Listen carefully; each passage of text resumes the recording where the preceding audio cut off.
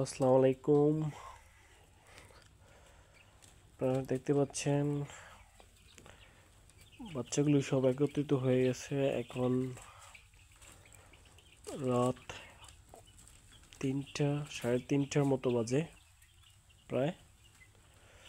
তো এখন ইলেকট্রিসিটি চলে গেছে, যার জন্য বাচ্চাগুলো একত্রিত হয়ে গেছে। তো এক এক বাচ্চাগুলো মানে একদম জড়ো হয়ে এক এক একটা একটার উপর উঠে পড়ছিল। তখন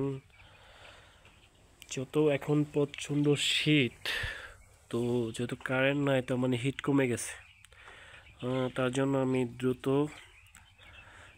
বিকল্প প্রোডাক্টের জন্য এই টিনেতে আগুন ধরাই দিলাম,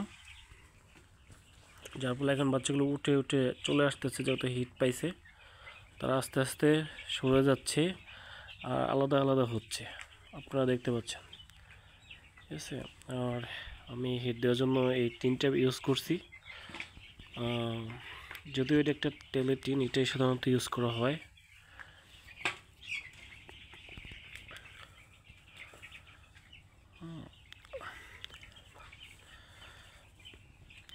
যদি বাচ্চাগুলো একত্রিত হয়ে অনেক দীর্ঘ সময় বসে থাকে, তাহলে হয়তো গা ঘেঁষে বসে থাকার জন্য মুরগির শরীরটা ঘেমে যাবে। ঘেমে যাওয়ার ফলে ঠান্ডা লেগে যাবে, যার জন্য আমি বিকল্প স্টেপটা নিয়েছি।